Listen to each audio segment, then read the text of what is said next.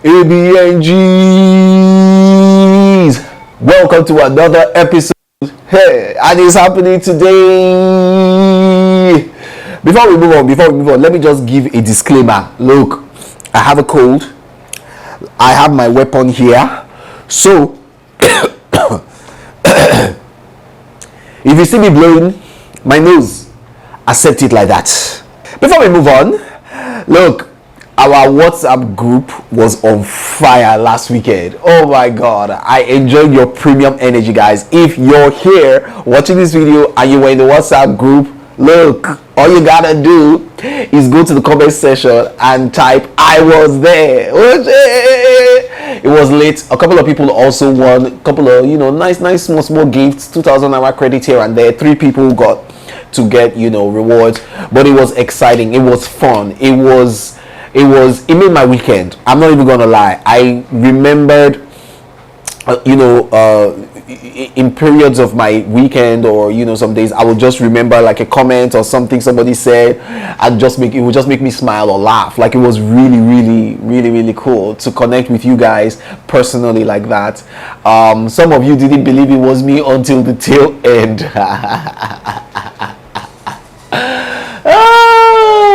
Doubting Thomases were there. If it's Akah, let Akah send me. I had to send voice note. I had to send voice note of me and Gabi. Like, it remains small for me. People even ask me to sing. I'm never gonna sing on that WhatsApp group.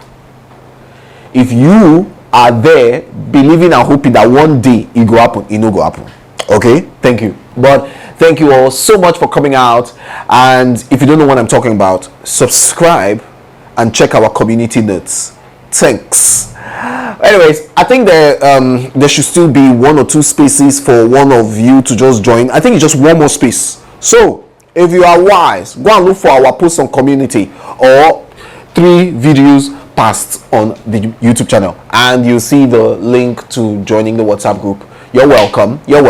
Well, on today's episode, we are talking about the Hakimi story. I'm sure you guys have heard about that footballer, the Hakimi guy. Yeah, we're talking about that. We're talking about the governor of Delta State securing his life from service to Nigeria, and then racism in Canada, of course. Yeah, let's go.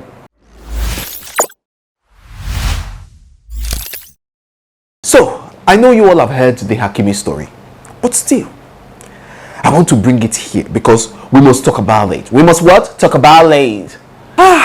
So in case you have been living under a rock, welcome to the world of humans. Yes, this is a gist. This story is a story. This is a conversation, an argument, a podcast, a documentary, a film, perhaps.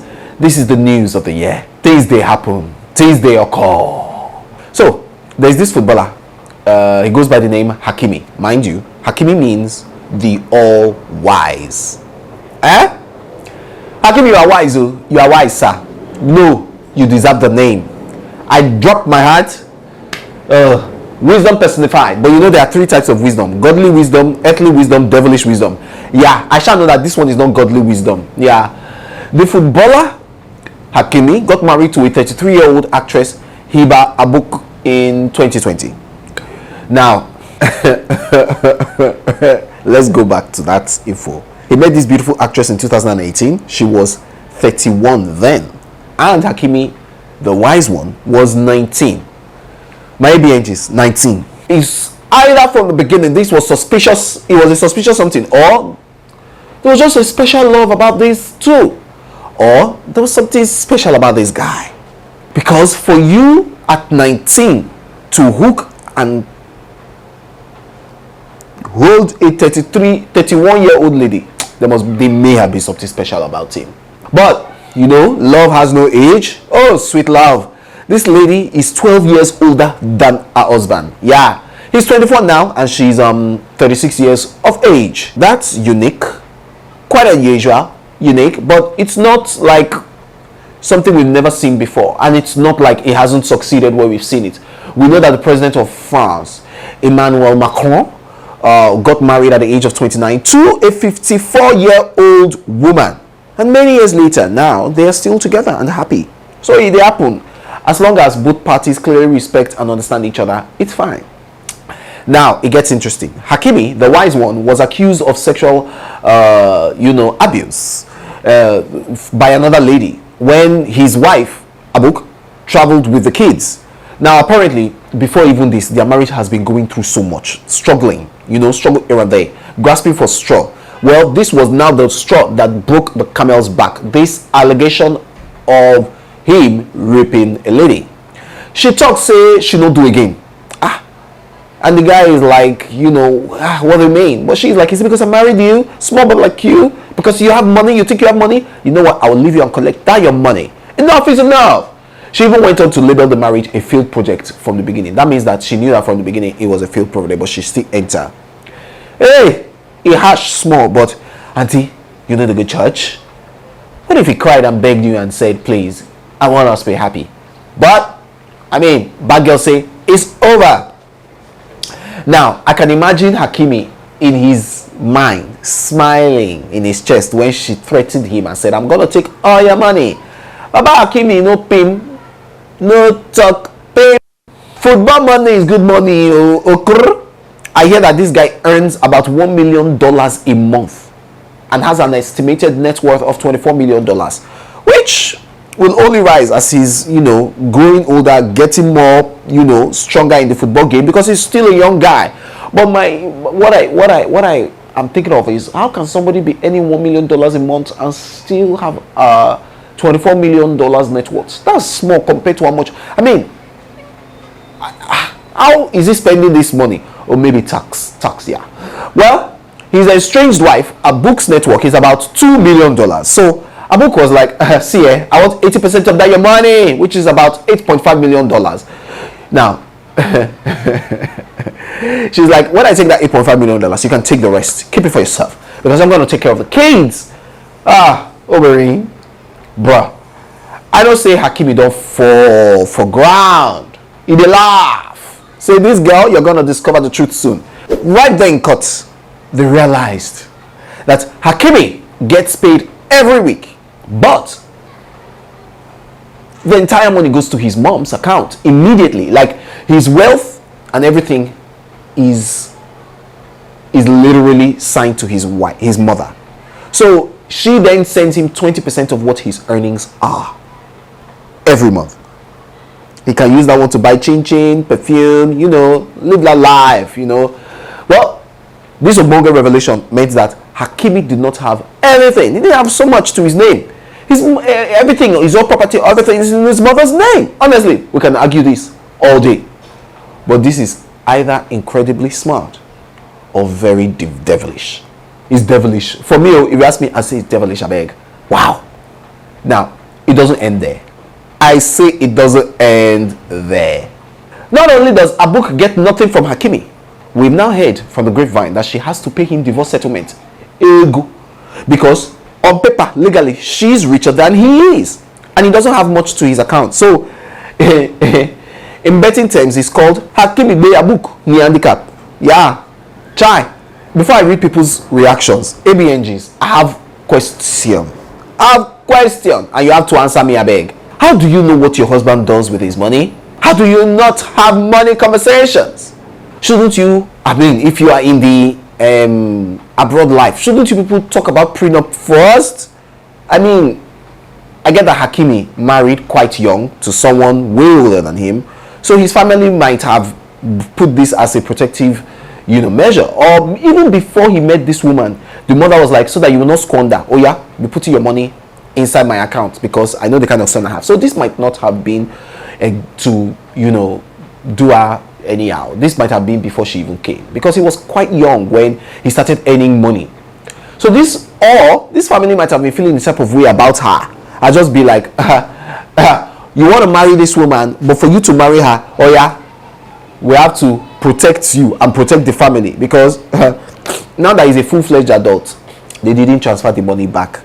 He doesn't have ownership of his belongings. So I can't help but imagine that perhaps he has seen some skeleton in his cupboard, and he knows that one day I might do something wicked that this woman might just be like, I'm gonna come for you. So he just kukuma say, mommy, please, can you just keep our money? Can you just keep it?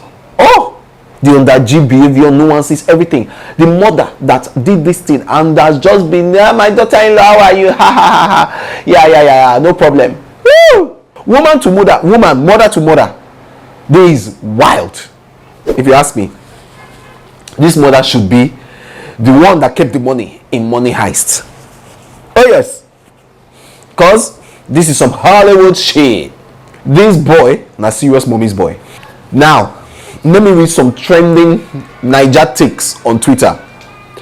I saw tweets that said Hakimi wise past King Solomon, the first man in history to beat a woman at her own game. And Billy said Johnny Depp and Hakimi go down in history as men who defeated toxic men. We have inducted them into the City Boys Hall of Fame. At Nongua says Burna Boy tweeted, Hakimi followers have increased by over 3 million followers on Instagram, and 98% are married men. Seems more men want to study this Hakimology behavior now. Last, according to at Bayo Odetola, he said the beauty of Hakimi's case is that he is the mother's next of kin. My man secured his future with 2-factor authentication. And for our Naija people, don't copy Hakimi. May your mama no go distribute your wealth to the community, because to be honest, if they give wealth to our mothers, now them go feed the whole street. They will go and give half of the wealth to widows in church. They will go to motherless babies who donate Indomie that is worth $2 million. I tell you, Charlie Boy posted his support for Hakimi with the quote, "Cunning man die, cunning man bury him." Yeah. Someone was like, when Hakimi used to tell her, babes, you are the only thing I have, she thought he was lying. Wow. To be honest, she literally is the only thing he had. One weekend somebody was like, Adam 0, Eve 1, Joseph 0, Potiphar's wife 1, Samson 0, Delilah 1. He reached Hakimi turn. Now Hakimi 1, wife 0. The pastor of Live Vengeance for Me ministry has set up a fire-packed program themed full recovery from Delilah. Guess who is the guest speaker? Our own Hakimi. See, I don't know which Hakimi is coming to be the guest speaker in this church program. Maybe it's Nigerian version, Sha. But Pastor Kingsley, who had just come into the country when he saw this news, put on Twitter, and I love and respect Pastor Kingsley, and this is what he had to say. He said, we are getting the wrong lessons here by praising the guy. The lesson here should be, don't trust someone with your life if you can't trust them with your money. Facts. In fact, truth. In other news, every day Nigerian politicians keep coming up with new stuff. If bat did not swallow money and drugs, snakes would kidnap the money. Yes, animals steal money in Nigeria, but today that is not the case. The situation is that one governor has one governor has decided to mop out the entire state treasury. Like money meant for the whole states, only him and the governors after him will collect it and share it among themselves. Yeah. Delta State Governor Ifeanyi Okowa, in his final days as governor, has signed an executive bill into law. What is this bill turned into law, you may ask? I have it here. Let me read it to you. Governor Ifeanyi Okowa signs Delta State pension and other benefits laws for ex-governors after 8 years as governor. Number 1, to receive 50 million naira annually. Number 2, furnished duplex in Delta State or any other state in the country worth 300 million naira.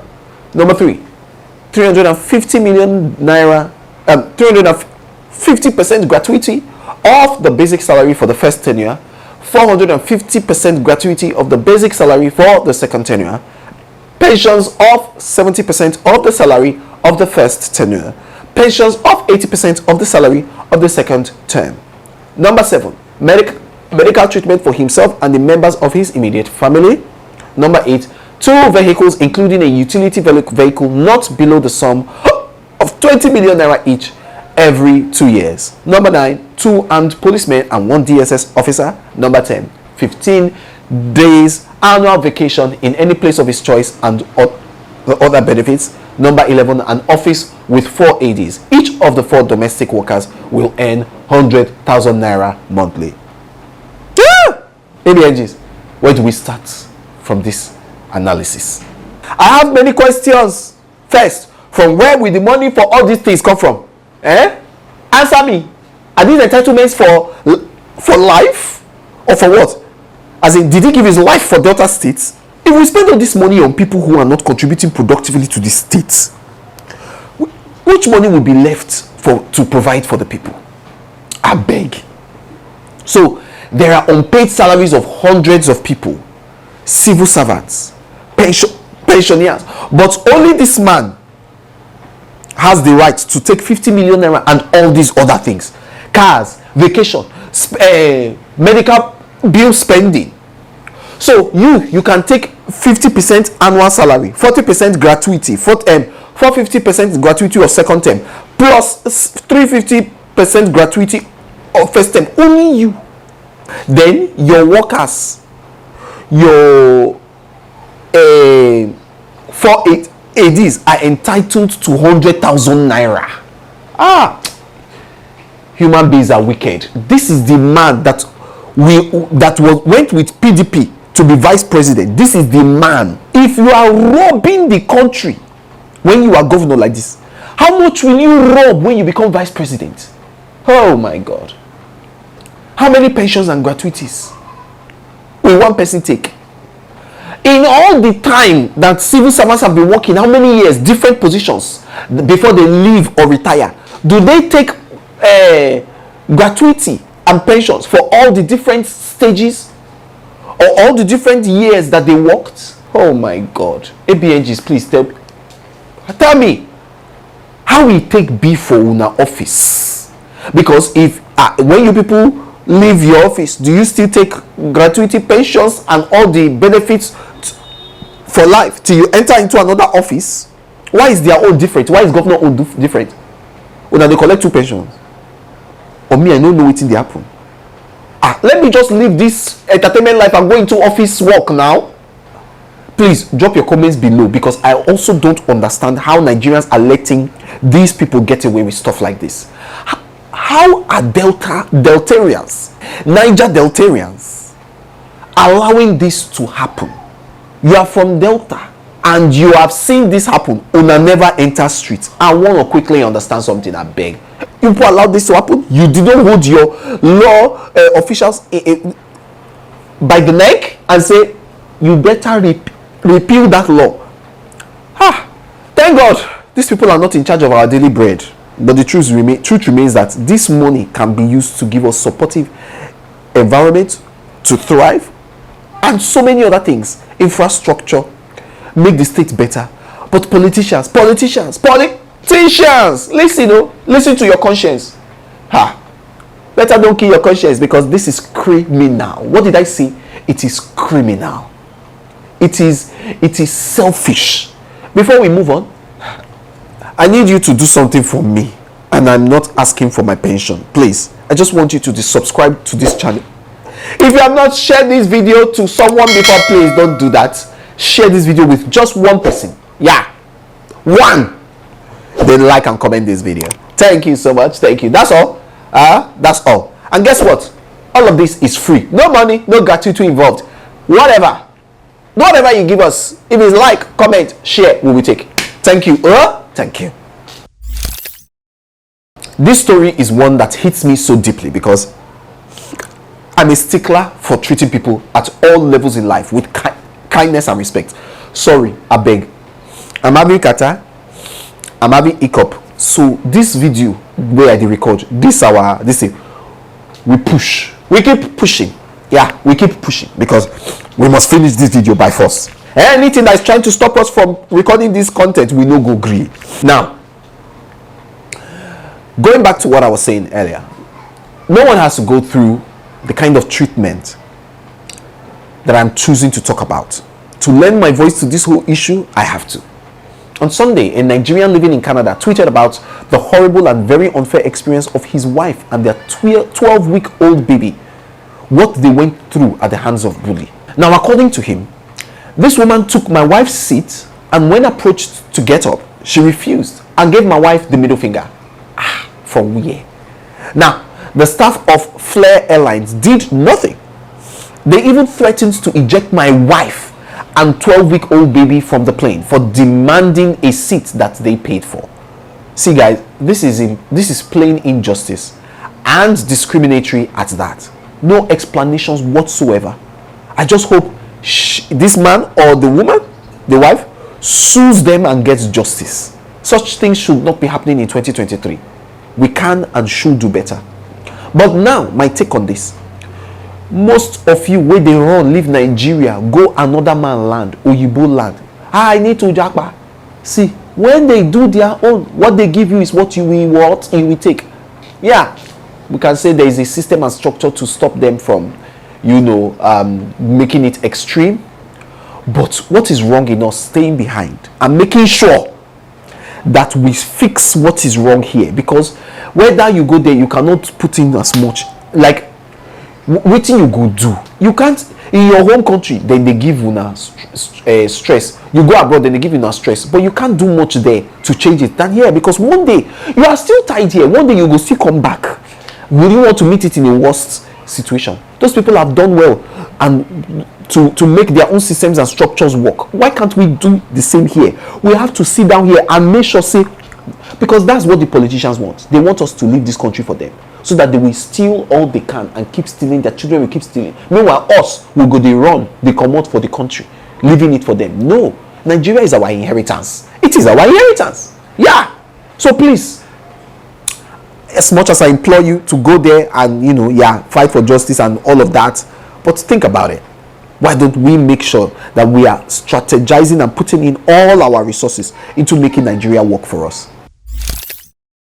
Students in Nigeria and beyond, I know that you've been writing exams this period, dealing with the stress of it all, the impromptu tests, exam postponements, inevitably the wicked lecturers. See, I'm not even capping when I'm saying that I won't be surprised if the devil himself is afraid of Nigerian lecturers. Yeah.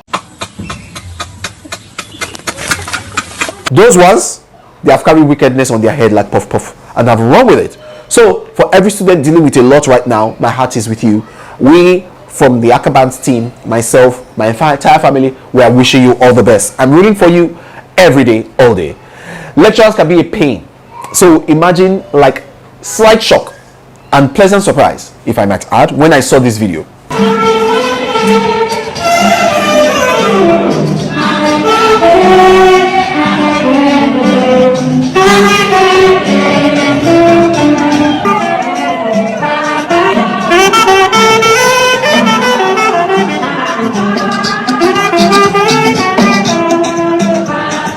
See how pleased the lecturer is now.